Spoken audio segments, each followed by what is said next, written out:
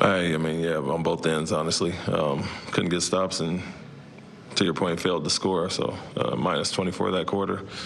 To give up 44 in a quarter, you got to at least get it back on the other end to keep it close. And, yeah, we had a poor quarter on both ends.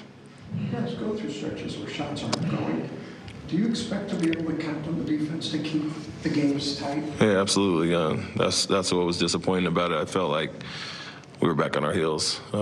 And Gilgeous-Alexander and Holmgren, and to some extent Jalen Williams, got whatever they wanted a little bit too easy. So credit to them. They got some good one-on-one players, and they beat our one-on-one defense. And when they're scoring at that rate, you got to be able to match it on the other end. And so bad quarter for us. Other than that, we tied the first, won the second and third, and won the third and fourth. But you can't hard to overcome a 24-point quarter.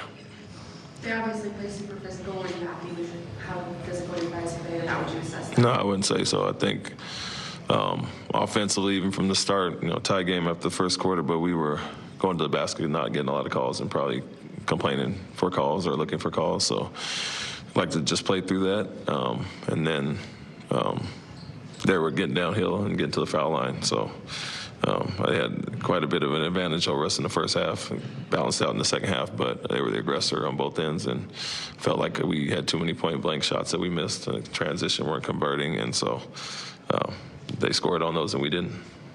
There was a possession in the third quarter where you guys blitzed SGA, and he set up Caruso for a layup. You immediately called timeout. What were you wanting, and what led to changing up defensively as opposed to the switching guys normally do? Well, we were big at the time, and so obviously Steven and Alpi in there, we're not going to switch with those guys as much, especially on really good scores. And so went after them, and the rotation wasn't prepared behind it. And so made sure we heard it in the timeout again. It looked like Alpi got caught in a lot of switches. There was some with Caruso, but we're not going to switch on to Gilgeous-Alexander or Jalen Williams. We don't mind him guarding some of their other not as good scores. But yeah, on that specific blitz there, we just getting the rotation. Our backside guys weren't ready, so that's why I called the timeout. Thanks, Coach. Thank you.